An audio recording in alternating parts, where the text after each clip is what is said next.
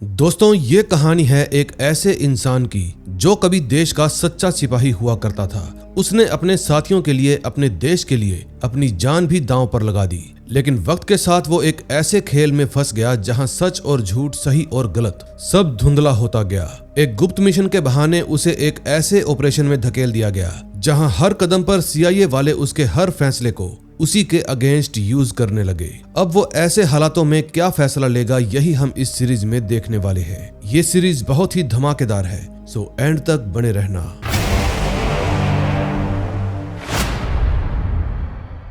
First episode की शुरुआत साल 2015 से होती है, जहां आईसिस वालों ने इराक देश के एक शहर पर पूरे तरीके से कब्जा कर लिया है। अब वो और शहरों पर भी कब्जा करने की तैयारी कर रहे हैं। ऐसे में अमेरिका ने आगे बढ़कर इराक का साथ देने का वादा किया। उन्होंने विश्वास दिलाया कि हम इराक को आईसिस वालों से बचाने में हेल्प करेंगे। ये है अमेरिका का नेवी सील ऑफिसर बेन, जो इराक के मोसुल शहर में मौजूद है। इस समय ये अपने दोस्त जेम्स से फोन पर बात कर रहा है। उनकी बातों से हमें पता चलता है कि अमेरिका की नेवी सील टीम इराक के लोगों को आईसिस से लड़ने के लिए ट्रेनिंग दे रही है। हमें यह भी पता चलता है कि आज बेन मोसुल शहर के कुछ लोगों को बचाने के लिए आईसिस संगठन के साथ एक सौदा करने वाला है। ये सौदा इराक को बहुत महंगा पड़ेगा, लेकिन नेवी के सीनियर यही चाहते थे, क्योंकि इससे वो कुछ लोगों की जान तो बचा ही सकते हैं। फिर फोन काटने के बाद बेन अपनी पूरी टीम के साथ पानी के जरिए उस लोकेशन पर पहुंच जाता है जहां आज वो आईसिस संगठन से सौदा करने वाले हैं।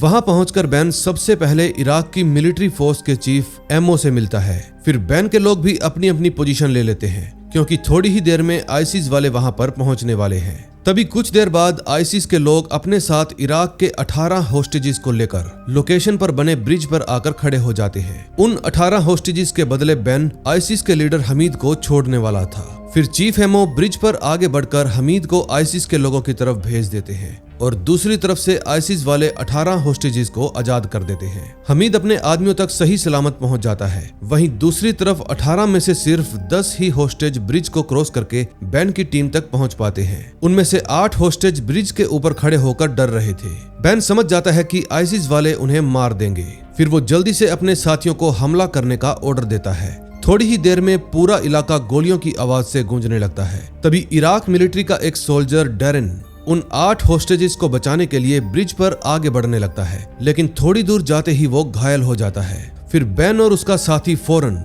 डैरेन के पास पहुंच जाते हैं ताकि वो उसको बचा सके। लेकिन तभी उन्हें पता चलता है कि जो 8 होस्टेज ब्रिज के बीच में खड़े थे, आईसिस वालों ने उनके ऊपर बॉम्ब बांध रखे हैं। फिर ये सब देखकर बेन जल्दी से डैरेन और अपने साथियों को पीछे घसीटता है। तभी पूरे ब्रिज पर धमाके होने लगते हैं और सब कुछ राख में बदल जाता है। अब कहानी 3 महीने आगे जाती है। ये है मोसुल शहर के बाहर बना US नेवी सील का बेस, जहां बेन की पूरी टीम इराक के लोगों को लड़ने की ट्रेनिंग दे रही थी। तभी हमें पता चलता है कि थोड़ी देर पहले हुए एक हादसे में सभी लोग जिंदा बच गए। जब बेन सभी लोगों के साथ बातें कर रहा था, तब वहां पर उसका सबसे अच्छा दोस्त जेम्स भी आ जाता है। फिर बेन सभी को बताता है कि आज से जेम्स भी तुम लोगों की ट्रेनिंग में हेल्प करेगा। तभी थोड़ी देर बाद जब सब लोग ट्रेनिंग खत्म करके कैंप पर लौट रहे थे, तो बेन की नजर डैरेन पर पड़ती है, जो कि ब्रिज वाले हादसे में बच गया था, लेकिन उसको अपना एक पैर गंवाना पड़ा। फिर बेन सभी को कहता है कि तुम लोग आगे आगे चलो, मैं अभी आता हूँ। फिर वो डैरेन के पास जाकर उसका हालचाल पूछता है। डैरेन कहता है, सर मैं बिल्कुल ठीक हूँ, कल मेरा नकली पैर लग जाएगा, फिर मैं मिलिट्री को दोबारा से ज्वाइन कर पाऊंगा ताकि हम सब एक साथ मिलकर हमीद को पकड़ सके। फिर रात को बेन अपने सभी साथियों के साथ बैठकर बातें करता है। तभी वो जेम्स को एक फाइल देते हुए कहता है कि मेरी टीम ने एक बहुत ही जरूरी जानकारी पता लगाई है, और वो जानकारी ये है कि हमीद कुछ ही दिनों के अंदर अंदर मोसुल शहर में फिर से आने वाला है। तुम और अल्फा टीम एक साथ मिलकर उसे खत्म कर देना। दरअसल बेन और उसके साथी अपना काम खत्म करने के बाद कुछ ही दिनों में यहाँ से जाने वाले हैं, जिसके बाद सारा काम जेम्स को दे दिया जाएगा, और इसीलिए बेन उसको सारी बातें समझा रहा था। जेम्स कहता है कि तुम चिंता मत करो, मैं हर एक मासूम इंसान की मौत का बदला लूंगा। तभी नेक्स्ट डे डैरेन अपनी वाइफ को बताता है कि आज मेरा नकली पैर लगने वाला है, जिसके बाद मैं फिर से मिलिट्री ज्वाइन करूंगा। तुम बच्चों को लेकर अमेरिका चली जाना। मैंने US नेवी सील से बात करके सारा इंतजाम करवा दिया है। जब डैरेन अपनी पत्नी से बातें कर ही रहा था, तो डॉक्टर उसका नकली पैर लेकर उसके घर पहुंच जाता है। फिर डैरेन डॉक्टर को देखकर कहता है कि आप यहाँ पर क्यों आए, मैं तो खुद ही क्लिनिक में आकर पैर लगवा लेता। फिर डॉक्टर उसको कहता है कि कोई तुमसे मिलने के लिए आया है, इसलिए मैं उनके साथ ही चला आया। तभी गाड़ी से एक डनावी नाम का आदमी उतरता है। अब ये क्या काम करता है और किस वजह से डैरेन से मिलने के लिए आया है, ये हमें थोड़ी ही देर में पता चल जाएगा। अगले सीन में हम कैंप के अंदर सभी लोगों को मीटिंग करते हुए देखते हैं। CIA का सीनियर ऑफिसर फ्यूलर सभी को बताता है कि पिछले कुछ महीनों के अंदर आईसिस ने बहुत सारे बॉम्ब ब्लास्ट करवाए हैं और वो ये सब इसलिए कर पा रहे हैं क्योंकि मोसुल शहर में एक नया वेपन डीलर आ गया है जिसका नाम है डेनावी।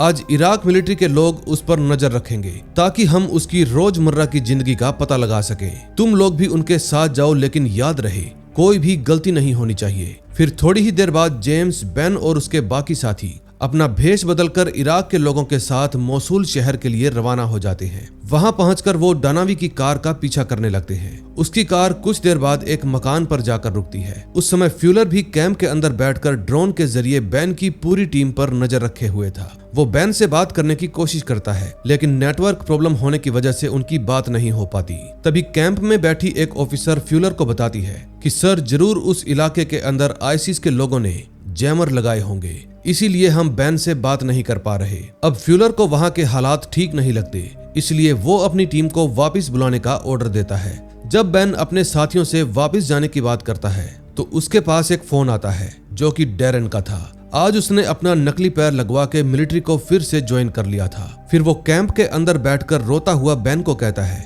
कि आप मेरी फैमिली का अच्छे से ख्याल रखना। और ये बात सुनते ही बैन समझ जाता है कि डैरेन कुछ गलत कदम उठाने वाला है। फिर वो जल्दी से फ्यूलर के पास कॉल लगाता है और कहता है, सर आप जल्दी से डैरेन को ढूंढो, वो कैंप के अंदर ही होगा। मुझे लगता है कि वो कोई बड़ा कदम उठाने वाला है। फिर फोन काटते ही फ्यूलर डैरेन को ढूंढने के लिए अपने आदमियों को भेज देता है। तभी कैंप के अंदर एक धमाका होता है और ये धमाका उसके नकली पांव के अंदर लगे बॉम्ब के कारण हुआ था। और ये काम डैरेन ने जानबूझकर किया था। उसने बटन दबाते ही अपने साथ साथ और भी लोगों की जान ले ली। उसने ये सब डेनावी के कहने पर ही किया था, क्योंकि डेनावी ने उसके परिवार को मारने की धमकी दी थी। तभी बैन की टीम जल्दी से डैरेन के घर पर पहुंच जाती है और वहां पहुंचकर उन्हें पता चलता है कि डेनावी के लोगों ने डैरेन की पत्नी को भी मार दिया है। घर की दीवार पर एक धमकी लिखी हुई थी कि जो भी हमारे खिलाफ जाएगा उसको मौत ही मिलेगी। फिर बैन चीफ एमओ से पूछता है कि डैरेन के बच्चे कहां पर हैं, लेकिन वो बताता है कि घर में तो उनका कोई नामो निशान भी नहीं था, लेकिन फिर भी हम उनको ढूंढने की कोशिश कर रहे हैं। घर की छानबीन करने के बाद सब लोग बेस पर वापस आ जाते हैं। अब उनका सीनियर कमांडर बिल बताता है कि हम एक नया मिशन शुरू करने जा रहे हैं जिसका नाम है ऑपरेशन इनहेरेंट रिसोल्व। ये ऑपरेशन 6 महीने तक चलेगा। 6 महीने के अंदर हम इराक के सभी लोगों को इस लायक तो बना ही देंगे कि वो खुद से आईसिस से लड़ सके। फिर बिल के जाते ही चीफ एमओ बैन के पास आकर कहता है कि मेरे आदमियों ने पता लगाया है कि कल डेनावी हमीद से मिलने के लिए गया था, यानी कि हमीद मोसुल शहर में आ गया है। कल बेस पर जो बॉम्ब ब्लास्ट हुआ था उसके पीछे भी हमीद का ही हाथ है। डेनावी के भेजे हुए सामान का इस्तेमाल करके उसने एक बॉम्ब बनाया और फिर उस बॉम्ब को डैरेन के नकली पांव के अंदर लगा दिया। ये बात सुनने के बाद बैन कहता है कि तुमने तो हमसे कहा था कि हमीद अभी सीरिया में है, तो फिर वो मोसुल शहर कब आया? फिर चीफ एमओ बताता है कि मुझे नहीं पता, मेरे आदमी ने जो इन्फॉर्मेशन दी है मैंने तुम्हें वही बताई है और उनके हिसाब से वो मोसुल शहर में ही है। फिर बैन कहता है कि अगर वो कहीं पर छुपा हुआ है तो हम उसको ढूंढ निकालेंगे और फिर अपना बदला जरूर लेंगे। तभी जब सब लोग हमीद को ढूंढने के मिशन पर जाने लगते हैं तो कमांडर बिल बैन और उसके साथी रोन को अपने कमरे में बुलाता है और कहता है कि तुम इस मिशन को शुरू नहीं करोगे। बैन कहता है कि सर हमारी इन्फॉर्मेशन एकदम सही है, हमीद मोसुल शहर में ही छुपा है, हमारे पास उसको पकड़ने का एकदम सही मौका है, लेकिन आप हमें वहां पर जाने क्यों नहीं दे रहे? तभी पास में खड़ा CIA ऑफिसर फ्यूलर कहता है कि कमांडर बिल ये सब कुछ पहले से ही जानते हैं, लेकिन वो वही काम करेंगे जिसमें सबकी भलाई हो। फिर बैन गुस्से में चिल्लाते हुए कहता है कि मैं समझ गया यहाँ पर चल क्या रहा है, आपने हमसे झूठ बोला। सच्चाई तो ये है कि हमीद कभी मोसुल शहर छोड़कर गया ही नहीं, वो हमेशा से ही यहीं पर था और CIA वाले उसको एक एसेट की तरह इस्तेमाल कर रहे थे ताकि उससे इंटेल इकट्ठी कर सके। मैं जानता हूँ वो आपको सिर्फ छोटी मोटी इंटेल देता होगा, लेकिन आप उसके बदले उसे पूरी प्रोटेक्शन दे रहे हो जिसका वो गलत फायदा उठा रहा है। उसने बहुत सारे इराकी लोगों की जान ले ली है और बहुत सारे बच्चों को भी अगवा किया है। फिर फ्यूलर चिल्लाते हुए बैन को कहता है कि तुम हमीद को कुछ भी नहीं करोगे क्योंकि वो CIA वालों का जरूरी एसेट है, ये बात सुनकर बेन और रोन गुस्से में कमरे से बाहर चले जाते हैं। फिर बेन जेम्स के पास जाता है, लेकिन तभी वहां पर रोन भी आ जाता है। फिर वो उन दोनों को कहता है कि अभी मेरी चीफ एमओ से बात हुई है।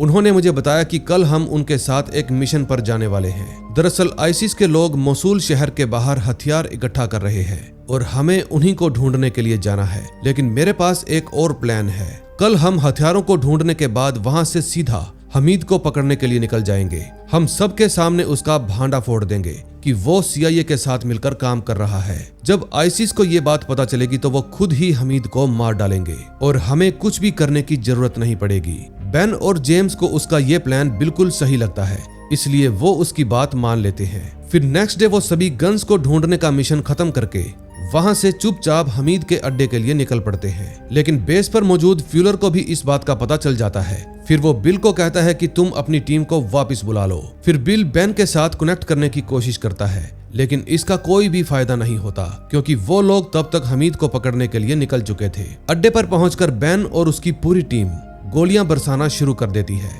तभी थोड़ी ही देर में बेन हमीद को ढूंढ लेता है। उस समय वहां पर डैरेन की बच्ची जेने भी मौजूद थी। फिर बेन उससे पूछता है कि तुम्हारा भाई कहां पर है। फिर वो बताती है कि मेरे भाई को यहीं कहीं पर छुपा रखा है। बेन कहता है तुम चिंता मत करो, हम तुम्हारे भाई को ढूंढ निकालेंगे। वहीं दूसरी तरफ हमीद जोर जोर से चिल्लाकर यही बोल रहा था कि तुम CIA वालों के कुत्ते हो। अभी तो तुम लोग मुझे पकड़ रहे हो, लेकिन CIA वाले मुझे छोड़ देंगे क्योंकि मैं उनके लिए काम करता हूँ। ये बात सुनकर बेन को बहुत ज्यादा गुस्सा आ जाता है। फिर वो अपनी गन निकालकर हमीद को मार देता है। ये सब देखकर उसके बाकी के साथी बहुत ज्यादा हैरान हो जाते हैं क्योंकि उनके प्लान में हमीद को मारना शामिल नहीं था। फिर जेम्स सभी को कहता है कि यहाँ पर जो कुछ भी हुआ वो बात बाहर नहीं जानी चाहिए। हम कमांडर को यही बताएंगे कि हमीद बेन पर हमला करने जा रहा था। अपने बचाव के लिए बेन ने उसको गोली मार दी। फिर इस बात पर सभी लोग एग्री हो जाते हैं। फिर बेन और उसकी पूरी टीम वहां से वापस जाने लगती है। अब नेक्स्ट एपिसोड में देखेंगे क्या होता है, जो कि कल ही हमारे मूवी स्टॉक चैनल पर आ जाएगा। सेकंड एपिसोड में हम देखते हैं बेन के सभी साथी एक रूम में खड़े थे। वो लोग कमांडर बिल से मिलने से पहले यही बात कर रहे थे कि हम बेन को बचाने के लिए झूठ बोल देंगे। लेकिन बेन कहता है कि तुम्हें ये सब करने की कोई जरूरत नहीं। मैंने हमीद को मारा है और मुझे इस बात का कोई भी पछतावा नहीं है। फिर रोन कहता है कि हम तुम्हें इसलिए बचा रहे हैं कि तुम जेल जाने से बच जाओ और बाकी की थोड़ी बहुत सजा तो तुम्हें काटनी ही पड़ेगी। अगले सीन में हम बिल और फ्यूलर को देखते हैं जो कि आपस में लड़ रहे थे। फ्यूलर कहता है कि वो सब एक साथ मिलकर झूठ बोल रहे हैं ताकि बेन को बचाया जा सके, लेकिन उनको उनकी गलती की सजा मिलनी चाहिए। लेकिन बिल कहता है कि तुम कहना क्या चाहते हो। फ्यूलर जवाब देता है कि हमें उन्हें टीम से निकालना ही होगा। ये बात सुनकर बिल के होश उड़ जाते हैं। फिर वो फ्यूलर को कहता है कि तुम जानते भी हो कि एक नेवी सील को बनाने में कितना समय लगता है। वो दिन रात मेहनत करके अपने देश को बचाने के लिए हर एक मुश्किल का सामना करते हैं और तुम बोल रहे हो कि हमें उन्हें नौकरी से निकाल देना चाहिए। फिर फ्यूलर कहता है कि एजेंसी यही चाहती है। बेन के अलावा तुम्हें एक और ऑफिसर को नौकरी से निकालना होगा, तभी उन लोगों को समझ में आएगा कि ऑर्डर को ना मानने पर क्या सजा मिलती है। दूसरी तरफ रोन और जेम्स आपस में बातें कर रहे थे। जेम्स कहता है कि बेन मेरा सबसे अच्छा दोस्त है, मैं हमेशा से उसके साथ रहा हूँ, इसलिए मैं उसके साथ घर जाने के लिए तैयार हूँ। फिर रोन कहता है कि मेरा यहाँ पर रुकने का बिल्कुल भी मन नहीं, इसलिए तुम्हें घर जाने की जरूरत नहीं है। मैं बेन के साथ घर पर वापस जाऊंगा। वैसे भी कुछ टाइम के बाद अल्फा टीम और बाकी सभी लोगों को एक अच्छे लीडर की जरूरत होगी और तुम इसके लिए एकदम परफेक्ट हो, इसलिए तुम यहाँ पर रहकर बाकियों को संभालोगे। थोड़ी देर बाद टीम के सभी लोग एक जगह पर इकट्ठे हो जाते हैं। बिल सबके सामने रोन और बेन से उनका नेवी सील का बैज ले लेता है और उनको टीम से निकाल देता है। जाने से पहले टीम के सभी लोग उन दोनों को सम्मान देते हैं। जेम्स भी उन्हें अलविदा कहकर हेलीकॉप्टर में बिठा देता है ताकि वो एयरपोर्ट पर जा सके।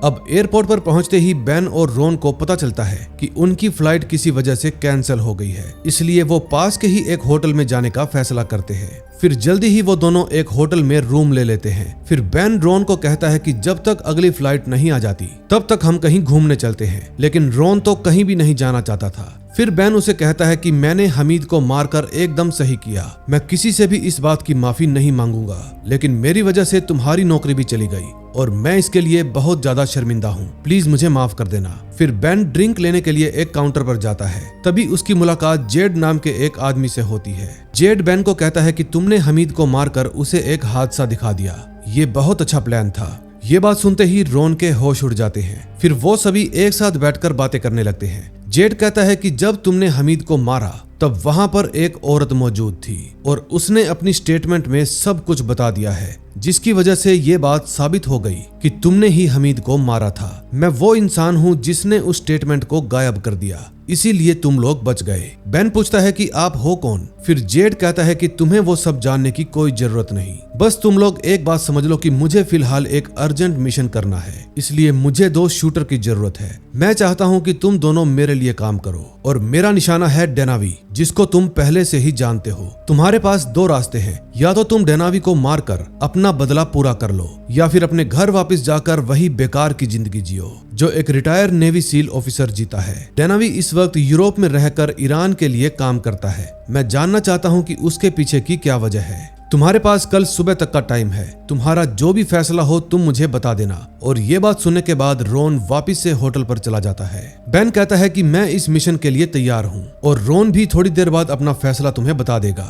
अगले सीन में हम रोन को स्विमिंग करते हुए देखते हैं। तभी फिर से वहां पर जेड आ जाता है। वो रोन को समझाता है कि तुम्हारे पास ये आखिरी मौका है जिससे तुम अपने अंदर की भड़ास को खत्म कर सकते हो। अगर तुमने ये मौका छोड़ दिया तो बाद में तुम बहुत ज्यादा पछताओगे। और इतना कहकर जेड वहां से चला जाता है। अगले सीन में हम देखते हैं बेन अपनी वाइफ एमी से बात कर रहा था। बेन उसे बताता है कि मुझे अभी एक जरूरी मिशन पर जाना है। मैं वादा करता हूँ कि उस मिशन को पूरा करने के बाद मैं घर लौट आऊंगा। तभी कुछ देर बाद रोन बेन के पास आता है और कहता है कि मैं भी इस मिशन के लिए तैयार हूँ। फिर वो दोनों वियना शहर में पहुंच जाते हैं क्योंकि ये लोग यहाँ पर जेड से मिलने के लिए आए थे। दरअसल जेड वियना शहर में रहकर ही अपने सभी मिशंस को पूरा करता है। फिर जेड के घर पहुंचकर उन दोनों की मुलाकात वेरोन से होती है, जो एक साइबर एक्सपर्ट थी। फिर वेरोन उन दोनों को सभी जरूरी चीजों के बारे में बताती है और बताती है कि जेड एक जॉइंट एजेंसी चलाता है जिसका नाम है मोसाद संक्शन यूनिट। फिर जेड उन दोनों को एक रूम में ले जाता है और अपनी सभी जरूरी जानकारियां देता है। वो बताता है कि मुझे डेनावी के बारे में सब कुछ पता चल गया है जब मैं आर्थम नाम के एक क्रिमिनल के बारे में छानबीन कर रहा था और मुझे पता चला कि आर्थम और डेनावी का आपस में जरूर कोई कनेक्शन है। आज रात को वो दोनों एक मीटिंग करने वाले हैं और तुम दोनों उस मीटिंग में जाओगे और डेनावी को पकड़ोगे।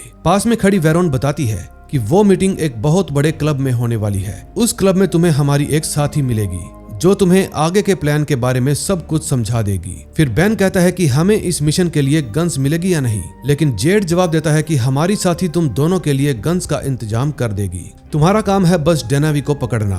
अगर तुम उसे जिंदा पकड़ लोगे तो ये बहुत ही अच्छी बात है, लेकिन अगर तुम ऐसा नहीं कर पाओगे तो उसको मारकर जमीन में गाड़ देना। फिर बेन और रोन दोनों बहुत ही स्टाइलिश कपड़े पहनकर क्लब पहुंच जाते हैं। वेरोन भी क्लब के बाहर अपनी पूरी तैयारी के साथ बैठी हुई थी। फिर बेन और रोन हर एक इंसान को बहुत ध्यान से देखते हैं। तभी उनकी नजर एर्थम पर पड़ती है जो अपने दोस्तों के साथ मजे कर रहा था। फिर वेरोन बेन को बताती है कि डेनावी क्लब के बाहर आ गया है, याद रहे कोई भी गड़बड़ नहीं होनी चाहिए। तभी वेरोन की साथी एलिजा वेट्रेस के कपड़े पहनकर बेन और रोन के पास आती है और उनको गन दे देती है। वो ये भी बताती है कि मैं डेनावी के ड्रिंक में नशे की दवा मिला दूंगी और जैसे ही वो टॉयलेट जाएगा तुम उसको पकड़ लेना। डेनावी क्लब के अंदर आकर सीधा आर्थम से मिलता है और कहता है कि मुझे मेरे पैसे दे दो।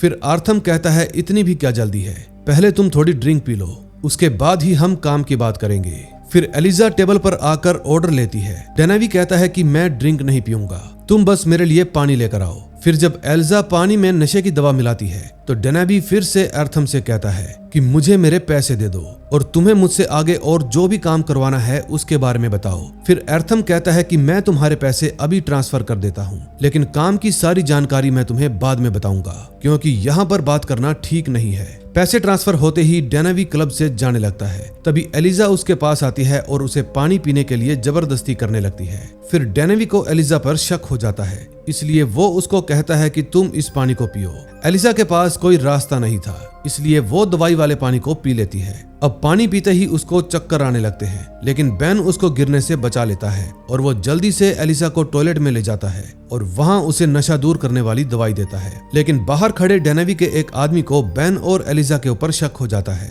फिर डेनावी को कार तक पहुंचाने के बाद वो बेन पर हमला करने के लिए टॉयलेट की तरफ भागता है, लेकिन तभी रोन उसको मार देता है। अब बेन की दी हुई दवाई से एलिजा भी एकदम सही हो जाती है। फिर वो सभी को कहती है कि हम डेनावी को पकड़ने का मिशन जारी रखेंगे। जेड कहता है कि मुझे डेनेवी से कोई मतलब नहीं है, तुम लोग बस उसका फोन हासिल करोगे। तभी डेनेवी के आदमी जब कार स्टार्ट करने लगते हैं तो वेरोन अपने कंप्यूटर सिस्टम का इस्तेमाल करके उसकी कार का इंजन बंद कर देती है। तभी बेन, रॉन और एलिजा क्लब के बाहर आकर डेनेवी पर हमला शुरू कर देते हैं। फिर डेनेवी फौरन वहां से अपनी जान बचाकर भागने लगता है। फिर बेन एलिजा को कहता है कि तुम वरोन के साथ रहो, मैं रॉन के साथ जाकर डेनेवी को पकड़ता हूँ। फिर थोड़ी दूर तक चूहे बिल्ली का खेल खेलने के बाद आखिर रॉन और बेन डेनेवी को पकड़ ही लेते हैं। अब रॉन की आंखों में बदले की आग थी, इसलिए वो बहुत ही बेरहमी से डेनेवी को मार देता है और फिर उसका फोन लेकर बेन के साथ वापस से जेड के घर के लिए रवाना हो जाता है। अब नेक्स्ट एपिसोड में देखेंगे क्या होता है।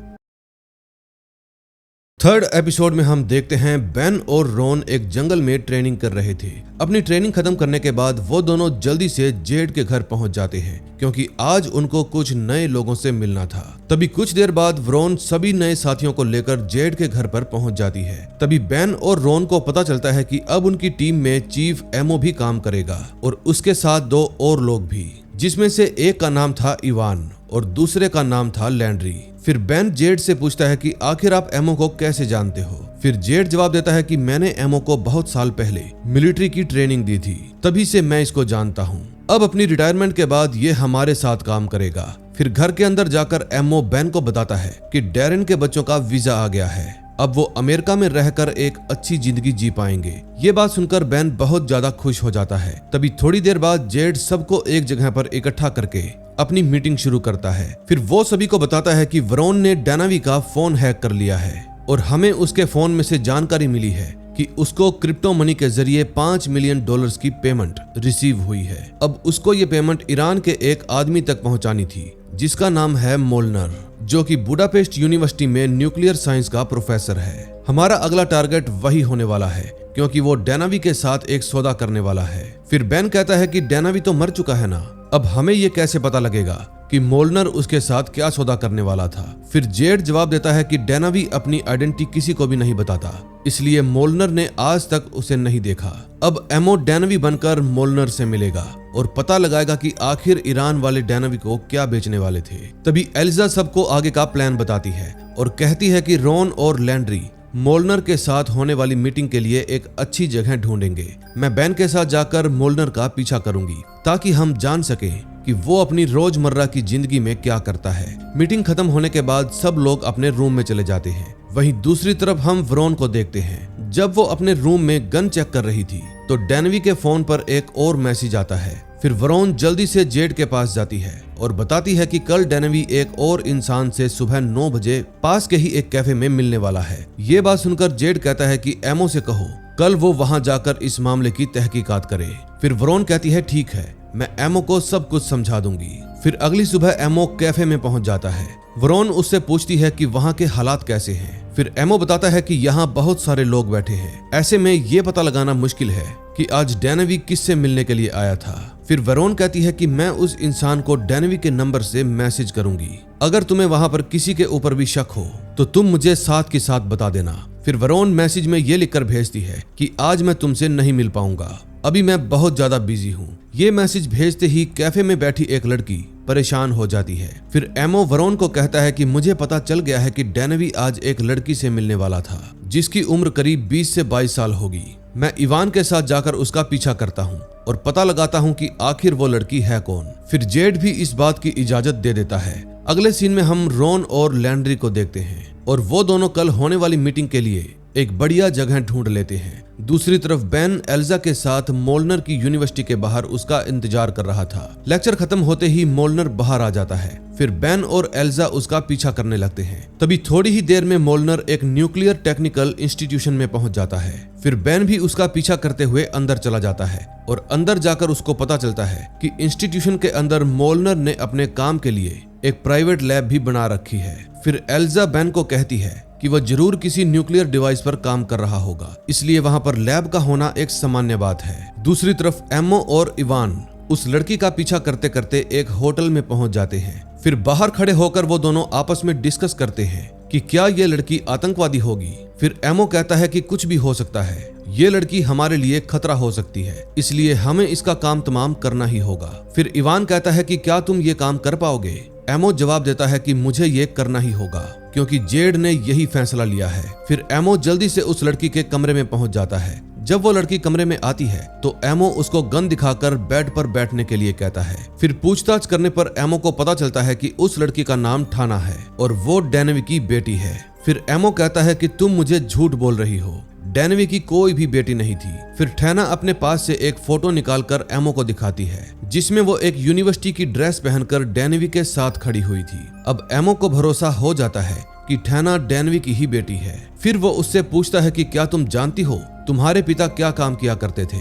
फिर ठैना जवाब देती है, हाँ मुझे पता है, वो पैसों के लिए लोगों को मारा करते थे और मैं ये भी जानती हूँ कि तुमने उन्हें मार डाला है, इसलिए वो आज मुझसे मिलने के लिए नहीं आए। फिर ठैना एमो से पूछती है कि क्या तुम मुझे भी मारने वाले हो। एमो जवाब देता है हाँ। फिर वो अपनी गन निकालकर ठैना पर गोली चला देता है। सारा काम खत्म होने के बाद वो इवान के साथ वापस से जेड के घर पर आ जाता है। फिर वहाँ पर सब लोग इकट्ठा होकर कल के प्लान के बारे में सोचने लगते हैं। फिर जेड उन सभी को बताता है कि ईरान की राजधानी तेहरान में न्यूक्लियर बॉम्ब बनाने की तैयारी चल रही है। फिर मीटिंग खत्म होने के बाद एमो अपने कमरे में चला जाता है। तभी वेरोन उसके पास आकर उसको कहती है कि मैंने अभी सबवे स्टेशन के सीसीटीवी कैमरा में ठाना को देखा है, क्या वो जिंदा है। अब कहानी कुछ घंटे बैक जाती है जिसमें हम देखते हैं कि एमो ने ठाना को मारा ही नहीं, लेकिन उसने ठाना को धमकी देते हुए कहा कि अगर तुमने मेरे बारे में या फिर डेनवी की मौत के बारे में किसी को भी कुछ कहा तो मैं तुम्हारी पूरी फैमिली का नामो निशान मिटा दूंगा। दरअसल एमो ने ऐसा इसलिए किया क्योंकि वो जानता था कि उसकी टीम को ठैना से कोई भी खतरा नहीं है।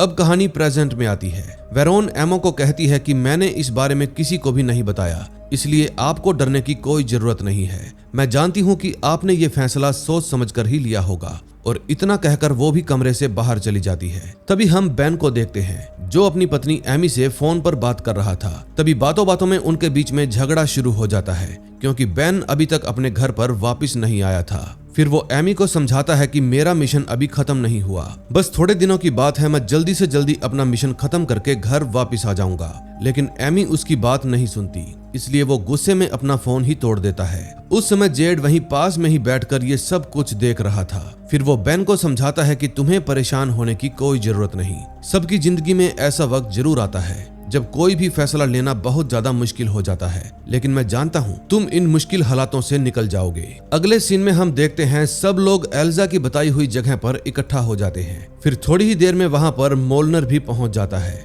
फिर एमो डेनवी बनकर उससे बात करने लगता है और कहता है कि जिस काम के लिए आज हम यहाँ पर आए हैं उस काम को जल्दी से खत्म कर लेते हैं। फिर मोलनर अपने पास से एक डिवाइस निकालता है और एमो को कहता है कि इसका इस्तेमाल करके तुम आसानी से न्यूक्लियर बॉम्ब बना सकते हो। हमने जो डील की थी उसके हिसाब से मैं तुम्हें एक सैंपल भी दे रहा हूँ जिसकी कीमत $5 मिलियन है। बाकी के $50 मिलियन तुम पूरे सामान की डिलीवरी होने के बाद करना। तभी एल्जा एमो को बताती है कि तुम डील कर लो ताकि हमें इस डिवाइस से जुड़ी जानकारी मिल सके। फिर एमो जब ऑनलाइन पेमेंट कर रहा था तो कुछ लोग वहां पर आ जाते हैं। फिर बेन सबको बताता है कि कोई हम पर नजर रखे हुए था। तभी तो उन्हें हमारी इस मीटिंग के बारे में पता चल गया। अब वो लोग कौन थे और किसके लिए काम करते थे इसके बारे में हमें आगे पता चलेगा। ऑनलाइन पेमेंट देने के बाद एमो वहां से तुरंत भागने लगता है। उसकी पूरी टीम उसको बचाने की कोशिश करती है। थोड़ी देर बाद एमो टीम की हेल्प से अपने साथी लैंड्री के पास पहुंच जाता है। फिर लैंड्री उसको अपनी कार में बिठाकर वहां से ले जाता है।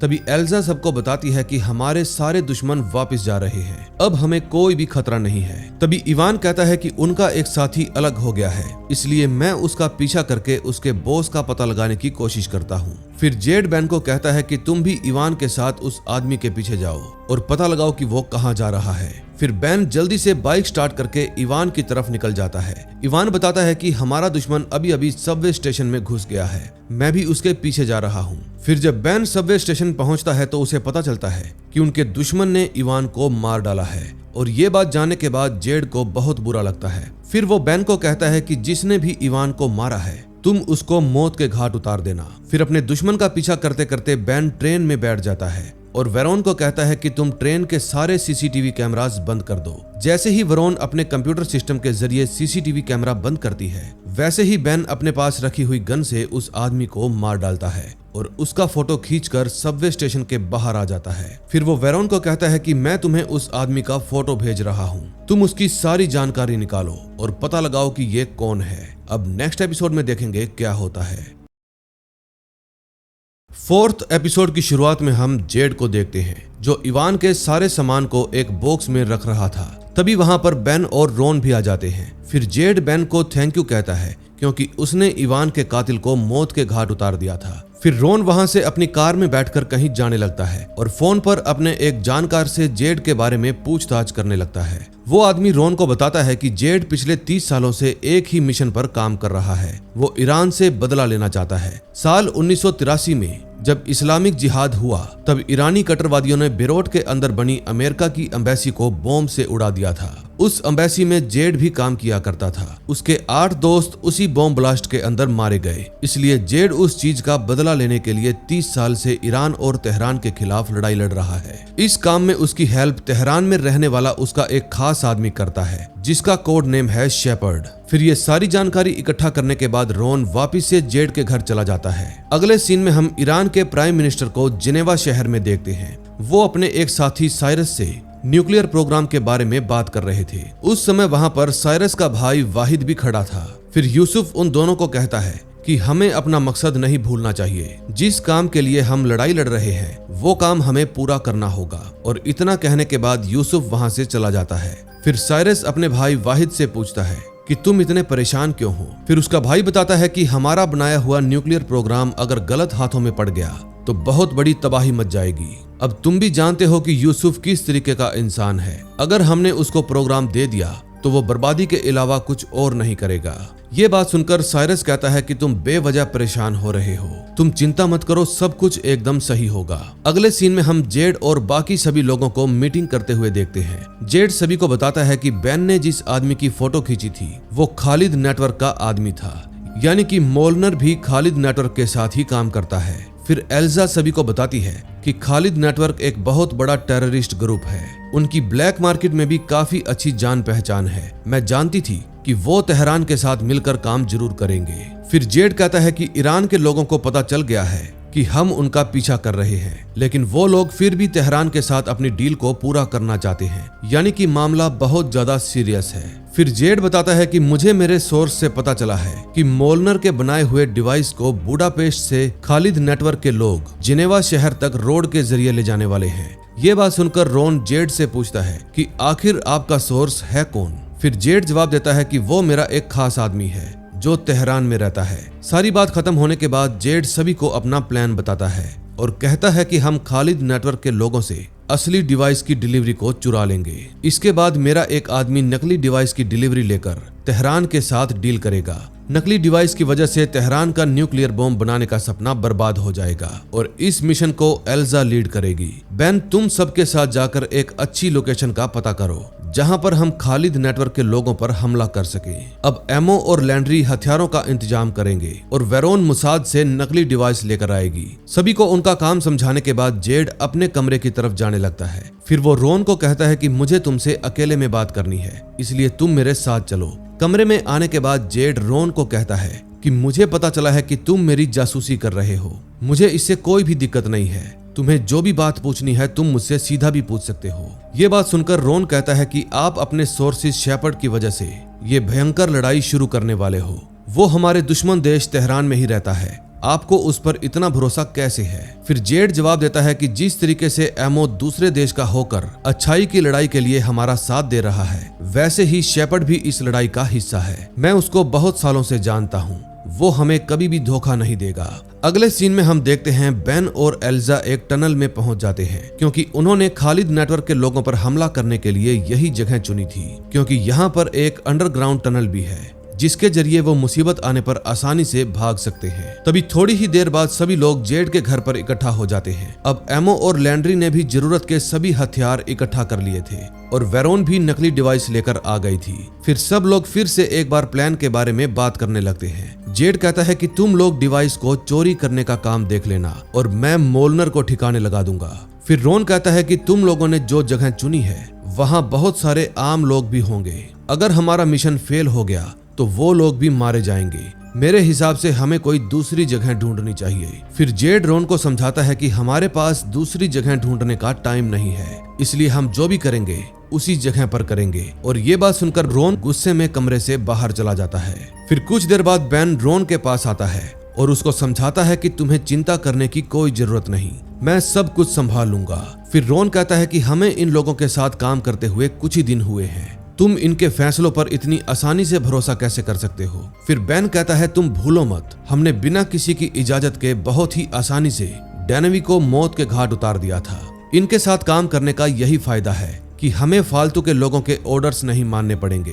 तुम मेरा भरोसा करो, हम एक साथ मिलकर इस मिशन को पूरा कर लेंगे। फिर वो सभी लोग मिशन की तैयारी करने लगते हैं। फिर नेक्स्ट मॉर्निंग हम खालिद नेटवर्क के आदमियों को देखते हैं जो अपने साथ मोलनर के बनाए हुए असली डिवाइस को लेकर जिनेवा शहर की तरफ निकल जाते हैं। थोड़ी दूर जाते ही वो टनल के पास पहुंच जाते हैं। फिर वेरोन नकली पुलिस बनकर उनकी कार को रोक लेती है और कहती है कि आप लोग आगे आराम से जाना क्योंकि टनल की जांच चल रही है। खालिद नेटवर्क के लोग थोड़ी दूर जाकर अपनी कार को रोक लेते हैं। तभी रॉन उसकी आगे खड़ी कार के नीचे बॉम्ब लगा देता है जिससे बहुत सारे लोग मारे जाते हैं। तभी एल्जा और बेन टनल के पीछे वाले रास्ते से आकर बाकी लोगों की कार को घेर लेते हैं, जिसके बाद बेन जल्दी से उस असली डिवाइस को चुरा लेता है। फिर एमो सभी को अपनी कार में बिठाकर वहां से जाने लगता है, लेकिन दूसरी तरफ से जेड आ जाता है जिसने मोलनर को मौत के घाट उतार दिया था। अब सब लोग बहुत ही ज्यादा खुश थे क्योंकि अभी तक सारी चीज उनके प्लान के हिसाब से चल रही थी, लेकिन जब वो टनल से बाहर निकलते हैं तो उन पर भयंकर हमला हो जाता है।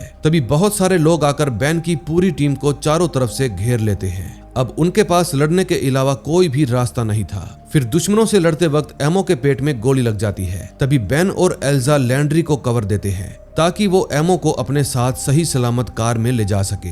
एमो के जाते ही रॉन भी टनल में खड़ी कार को लेकर वहां से भाग निकलता है। फिर बेन और एल्जा प्लान के मुताबिक खुद को बचाने के लिए अंडरग्राउंड टनल के अंदर घुस जाते हैं। फिर एल्जा अपनी गन निकालकर बेन को पीछे से गोली मार देती है और इसके बाद वो असली डिवाइस के बैग को लेकर वहां से भाग जाती है। दोस्तों, एल्जा ने ऐसा क्यों किया इसके बारे में हमें आगे पता चलेगा।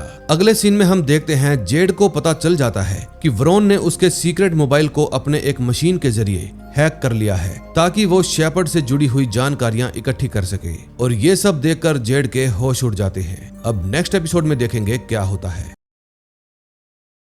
5th एपिसोड की शुरुआत में हम बेन को देखते हैं जो गोलियां लगने के बाद भी जिंदा था क्योंकि एल्जा ने सारी गोलियां बुलेट प्रूफ जैकेट के ऊपर मारी थी। फिर बेन जल्दी से उठकर टनल में जाता है और एल्जा का पीछा करने लगता है। वहीं दूसरी तरफ हम रॉन को एक सीक्रेट जगह पर देखते हैं। दरअसल रॉन टनल के अंदर से जो कार लेकर भागा था वो खालिद नेटवर्क के लोगों की थी। फिर जब रॉन कार में पड़े लोगों की लाशों को ठिकाने लगा रहा था तो उसको पता चलता है कि खालिद नेटवर्क का एक आदमी जिंदा बच गया है। फिर रॉन उसको अपने साथ एक सीक्रेट जगह पर ले जाता है और वहां बने एक घर के अंदर ले जाकर उस आदमी की मरहम पट्टी भी करता है। थोड़ी देर बाद जब उस आदमी की आंखें खुलती है तो वो खुद को कुर्सी पर बंधा हुआ पाता है और ये देखकर वो घबरा जाता है। फिर रॉन उसको कहता है कि जब तुम लोगों पर हमला हुआ तब तुम कार में एकदम आराम से बैठे थे, तुमने वहां से भागने की बिल्कुल भी कोशिश नहीं की।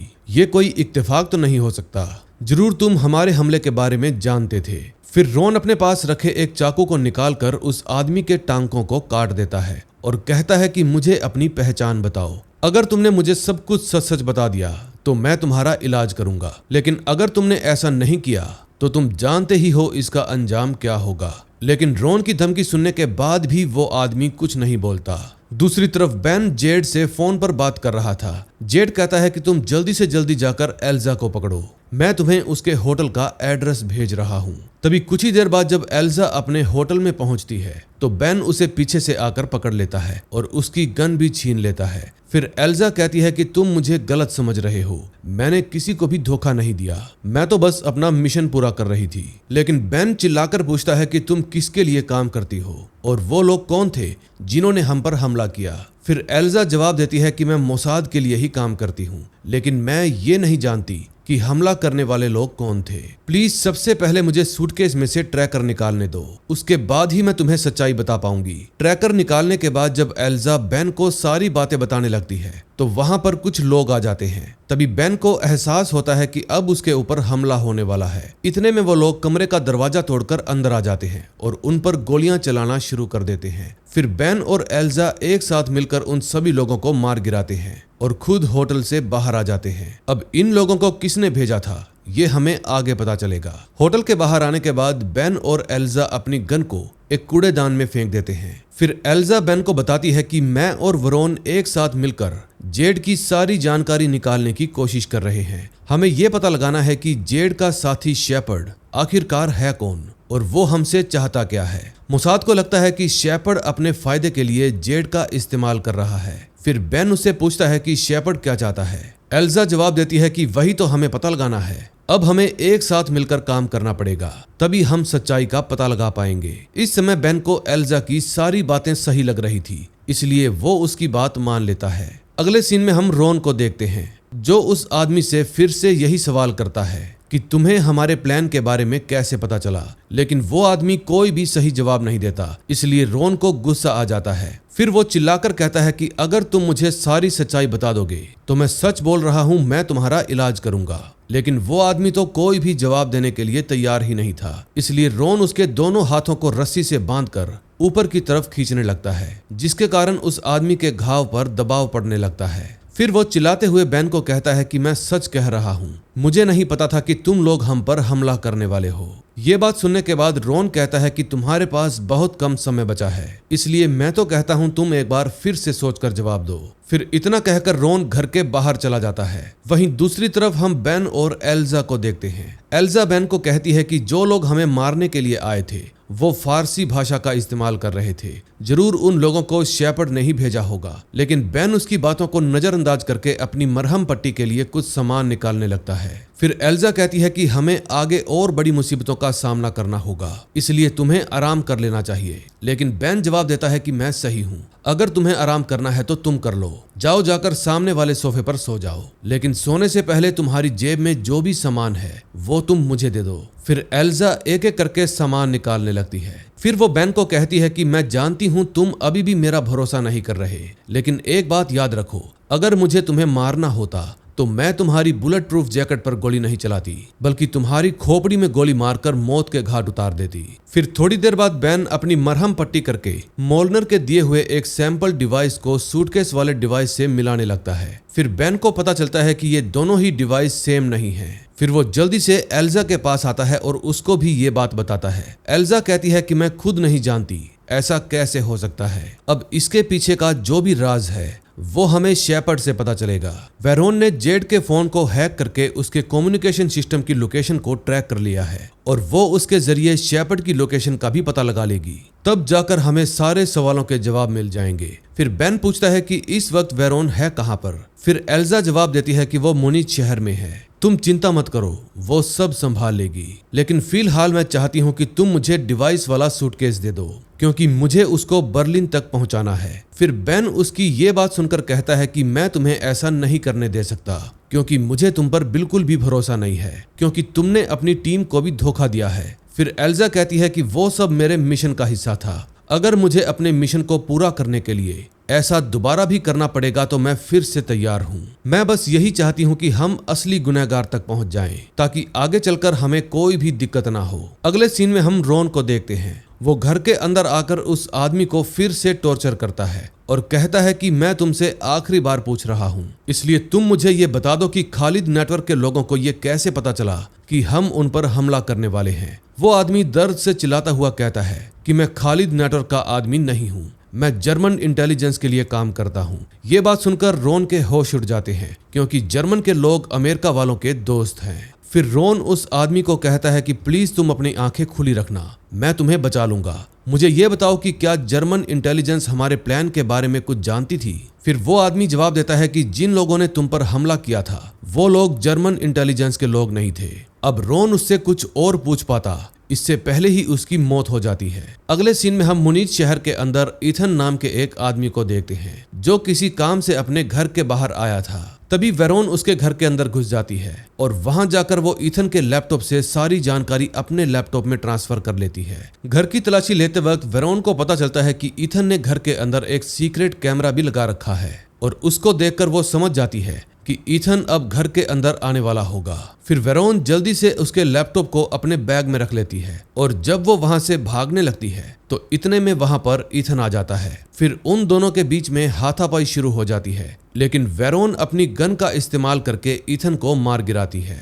दरअसल इथन वही आदमी था जो जेड के कम्युनिकेशन सिस्टम को कंट्रोल कर रहा था। शेपर्ड की लोकेशन का पता लगाने के लिए वेरोन उस सिस्टम को लेने के लिए आई थी और वो अपने इस मिशन में कामयाब भी हो गई। तभी थोड़ी ही देर बाद बेन के पास जेड का मैसेज आता है और उस मैसेज में एक एड्रेस लिखा हुआ था। फिर बेन एल्जा को लेकर उस एड्रेस के लिए रवाना हो जाता है। रास्ते में वो लोग जाम में फंस जाते हैं। तभी बाइक पर बैठे दो आदमी उनकी कार के ऊपर बैग रख जाते हैं। बेन समझ जाता है कि जरूर उन्होंने बॉम्ब रखा होगा। फिर वो एल्जा को कार से बाहर कूदने के लिए कहता है, लेकिन तभी उनकी कार बॉम्ब धमाके में उड़ जाती है। फिर बाइक वाले दोनों आदमी बेन को मारने के लिए उसकी तरफ बढ़ने लगते हैं, लेकिन बेन जल्दी से अपनी गन निकालकर उन दोनों पर गोलियां चला देता है। फिर जब वो एल्जा को जाकर संभालता है तो उसको पता चलता है कि धमाके की वजह से वो मारी गई। फिर बेन जल्दी से डिवाइस वाले सूटकेस को लेकर वहां से चला जाता है। अब ये बॉम्ब ब्लास्ट किसने करवाया था, इसके बारे में हमें नेक्स्ट एपिसोड में पता चलेगा।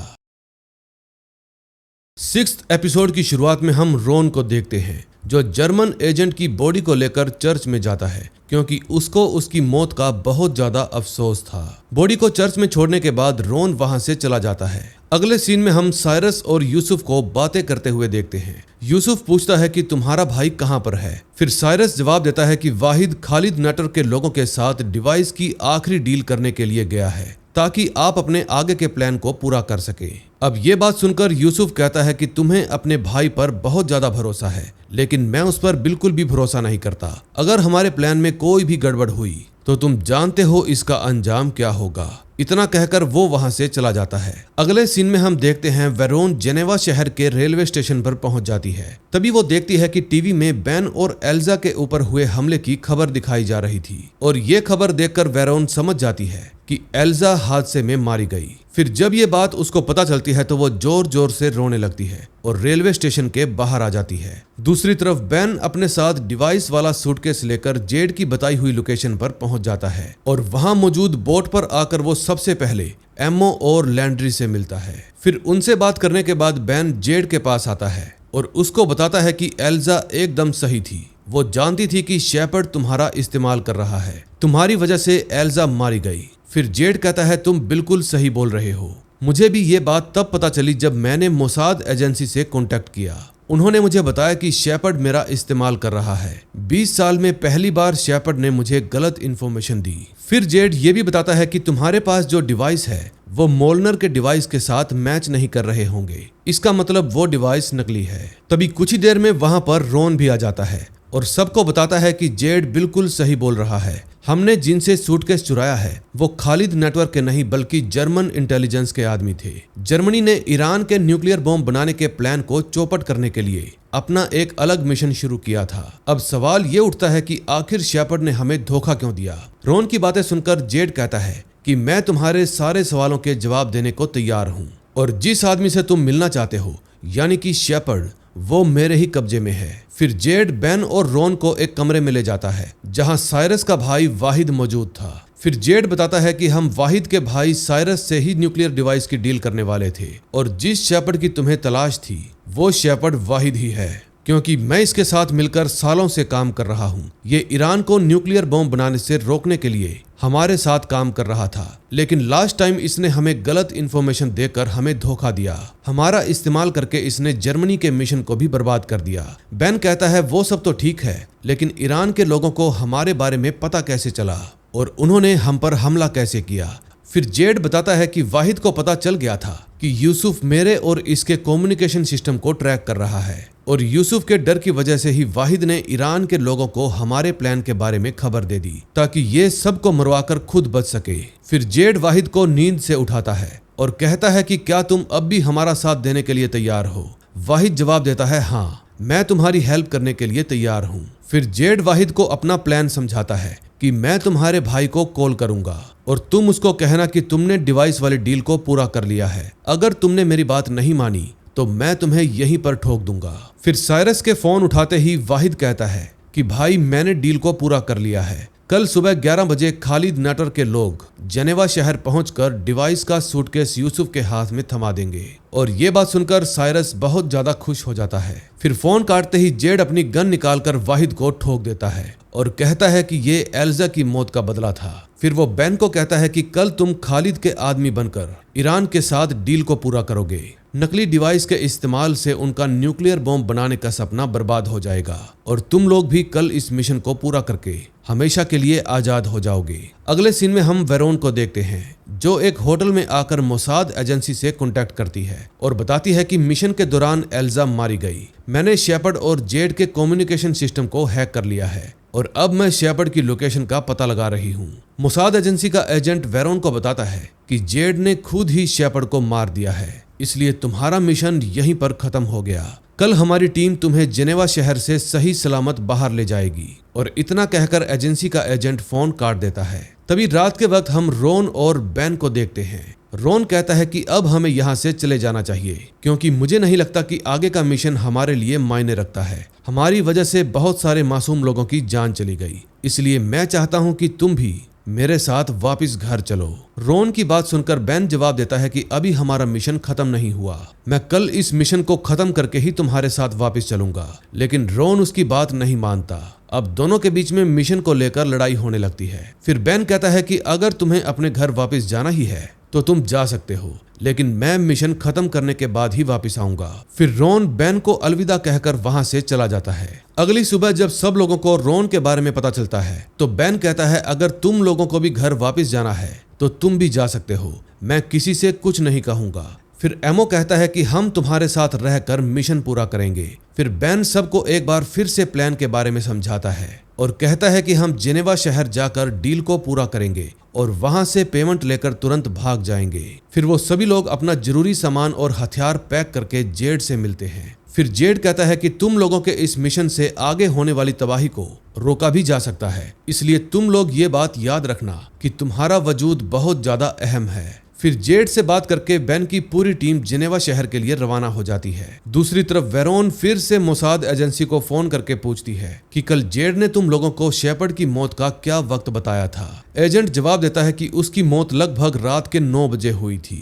फिर जब वेरोन जेड का कम्युनिकेशन सिस्टम चेक करती है तो उसको पता चलता है कि जेड ने शेपर्ड से आखिरी बार कल रात 10:30 पर बात करी थी। फिर वो समझ जाती है कि जेड जरूर कोई खेल खेल रहा है। तभी कुछ घंटों बाद बेन की पूरी टीम जेनेवा शहर में पहुंच जाती है। फिर जल्दी ही वो लोग डील की लोकेशन पर पहुंच जाते हैं जहां यूसुफ अपने आदमियों के साथ उनका ही इंतजार कर रहा था। फिर एमो डिवाइस वाले सूटकेस को यूसुफ के हाथों में थमा देता है। फिर यूसुफ उन सभी को कहता है कि तुम लोग यहाँ से तभी जाओगे जब मैं इस डिवाइस को चेक कर लूंगा। अगर ये डिवाइस सही निकला तो मैं तुम्हें तुम्हारी पेमेंट दे दूंगा और फिर तुम यहाँ से जा सकते हो। ये बात सुनकर बेन की पूरी टीम बहुत ज्यादा डर जाती है क्योंकि वो जानते थे कि सूटकेस में जो डिवाइस है वो नकली है। लेकिन उनको सबसे बड़ा झटका तब लगता है जब यूसुफ डिवाइस को चेक करने के बाद उन्हें ये बताता है कि डिवाइस एकदम सही है। फिर यूसुफ डील के मुताबिक एमो को पूरी पेमेंट दे देता है और अपने आदमियों को लेकर वहां से जाने लगता है। वहीं दूसरी तरफ हम जेड को देखते हैं जो कि साइरस के घर में मौजूद था।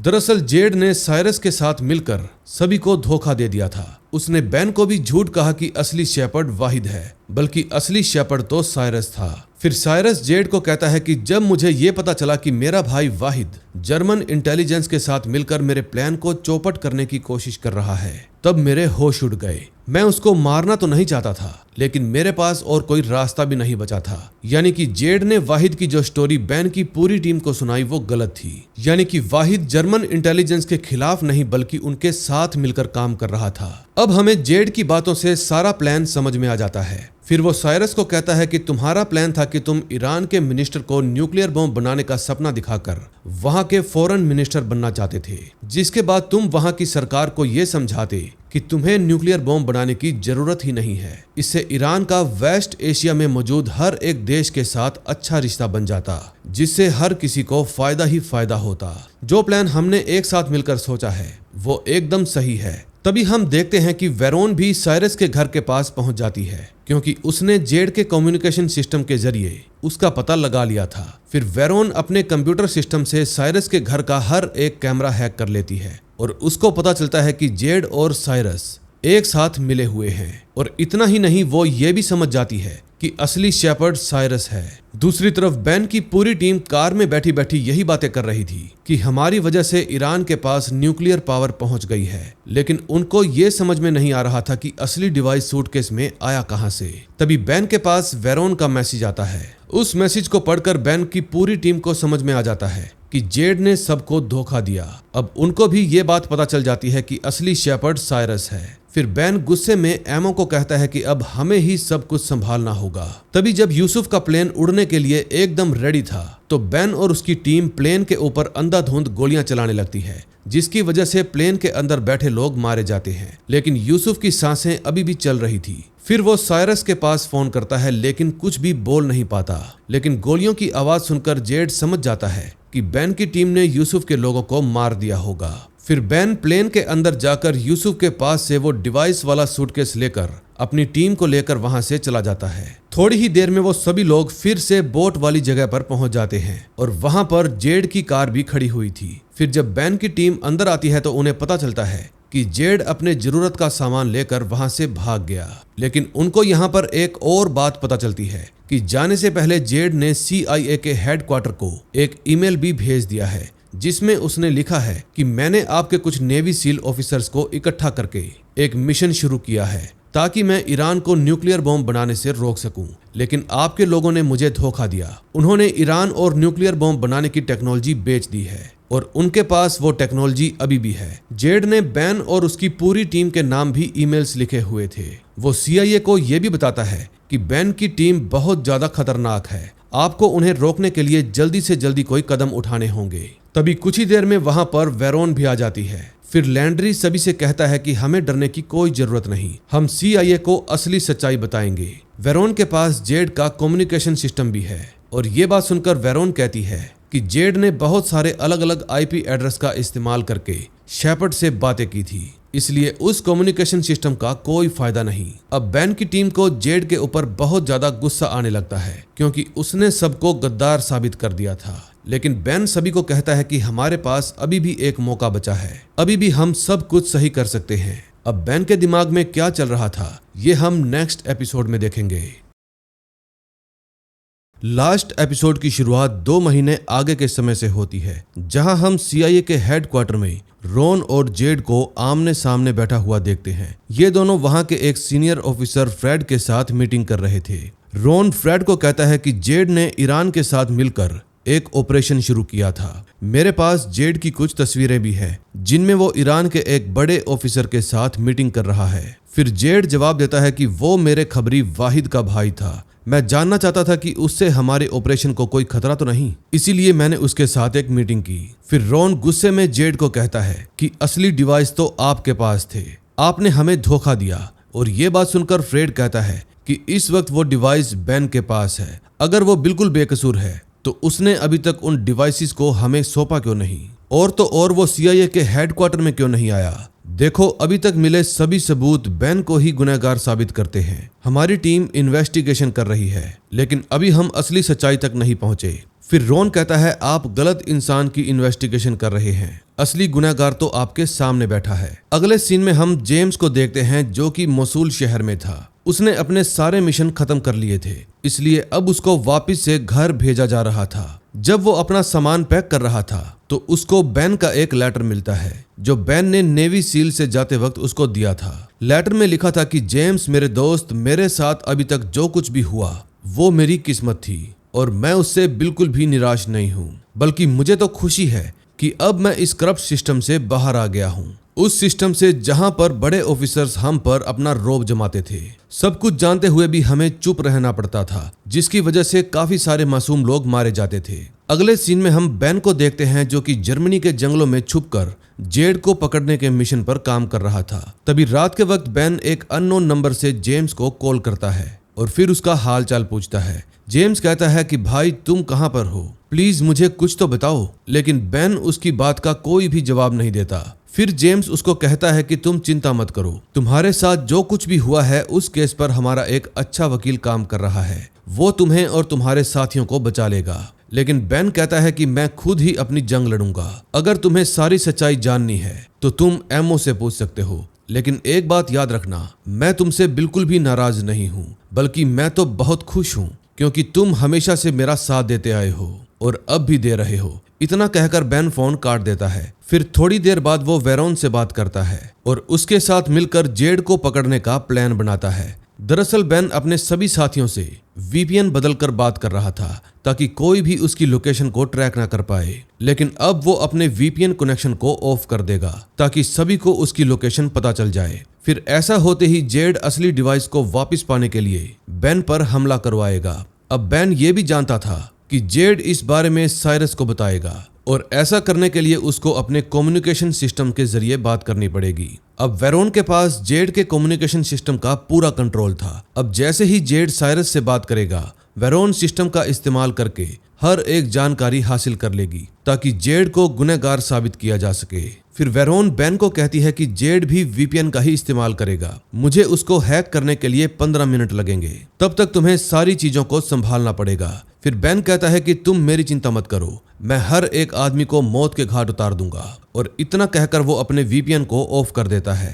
फिर जल्दी ही जेड उसकी लाइव लोकेशन देख लेता है और उसके बाद वो साइरस को मैसेज करके बताता है कि बेन अपने बिल से बाहर निकल आया है, अब हमें कुछ भी करके उससे डिवाइस लेने होंगे। तुम अपने आदमियों को भेजकर उस पर हमला करवा दो, लेकिन याद रहे मुझे हर एक चीज की लाइव अपडेट चाहिए। बस यहीं पर जेड से गलती हो जाती है, क्योंकि लाइव अपडेट के लिए उसको अपने कम्युनिकेशन सिस्टम के जरिए साइरस के साथ कनेक्ट रहना पड़ेगा।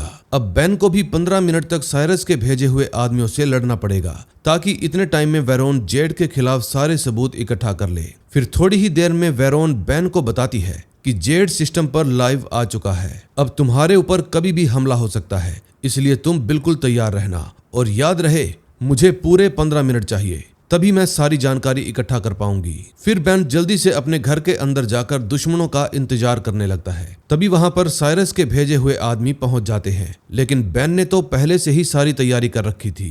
तभी उनकी एक कार तो रास्ते में लगे बॉम्ब के धमाके से ही उड़ जाती है। फिर बेन बिना ज्यादा वक्त गवाए अपनी गन को निकालकर बाकी के लोगों पर हमला करने लगता है, लेकिन उसने जितना सोचा था आदमी उससे कहीं ज्यादा थे, और ये देखकर बेन जल्दी से अपने घर में बने एक अंडरग्राउंड टनल के अंदर चला जाता है और उसके दरवाजे पर बॉम्ब फिक्स कर देता है। बेन को पकड़ने के लिए कुछ आदमी घर के अंदर भी आते हैं, लेकिन तब तक बेन टनल के जरिए घर की दूसरी तरफ पहुंच जाता है। फिर जब वो लोग टनल का दरवाजा खोलते हैं तो पूरा घर बॉम्ब ब्लास्ट से उड़ जाता है। फिर बेन पीछे से बाकी के लोगों पर गोलियां चलाने लगता है, लेकिन अब हालात बिगड़ते जा रहे थे क्योंकि दुश्मनों की संख्या बढ़ती जा रही थी। फिर बेन जल्दी से अपनी घड़ी में लगे टाइमर को देखता है। अभी 15 मिनट पूरे होने में कुछ समय बाकी था, लेकिन वहां के हालातों को देखते हुए बेन जल्दी से जंगल की तरफ भाग जाता है। कुछ देर तक ऐसे ही लड़ाई चलती रहती है, लेकिन अब बेन के शरीर में बिल्कुल भी ताकत नहीं बची थी क्योंकि उसके पेट में एक गोली भी लगी थी। अब 15 मिनट खत्म होने में बस कुछ ही सेकंड बचे थे। बेन को लगता है कि अब उसकी जान नहीं बचेगी, लेकिन तभी वहां पर उसका दोस्त जेम अपनी पूरी टीम के साथ पहुंच जाता है और साइरस के सभी लोगों को मारकर उसको बचा लेता है। फिर जेम्स बेन को बचा लेता है और उसकी मरहम पट्टी करता है। बेन कहता है कि अगर मैं मर गया तो तुम डिवाइस वाले सूटकेस को CIA तक पहुंचा देना। वेरोन तुम्हें जेड के खिलाफ सारे सबूत दे देगी, जिसके कारण लैंड्री, एमओ और मुझ पर से देश को धोखा देने का झूठा इल्जाम हट जाएगा। ये सब सुनकर जेम्स कहता है कि तुम्हें कुछ नहीं होगा, हम अभी हॉस्पिटल जा रहे हैं, वहां तुम्हारा अच्छे से इलाज किया जाएगा और उसके बाद तुम बिल्कुल ठीक हो जाओगे। कुछ दिनों बाद बेन पूरे तरीके से ठीक होकर सबसे पहले एल्जा की बेटी नोहा के पास जाता है, जो कि इस वक्त मिलिट्री में भर्ती होने की तैयारी कर रही थी। फिर बेन उसको एल्जा की आखिरी निशानी देकर वहां से चला जाता है। उस निशानी को देखकर नोहा भी समझ जाती है कि उसकी माँ अपने लास्ट मिशन में मारी गई। अगले सीन में हम जेड को देखते हैं, जो कि बहुत ज्यादा उदास था क्योंकि साइरस अब उसके साथ काम नहीं करना चाहता था। जेड ने साइरस को समझाने की बहुत कोशिश की कि हमें बेन को ढूंढना होगा ताकि हम डिवाइस हासिल कर सकें, लेकिन साइरस कहता है कि अब हमें कुछ भी करने की जरूरत नहीं है क्योंकि अब मैं फॉरेन मिनिस्टर बन गया हूँ, हर एक चीज हमारे प्लान के हिसाब से चल रही है, फिर हम अपना कीमती वक्त बेन पर क्यों जाया करें। जेड कहता है कि अभी खेल खत्म नहीं हुआ,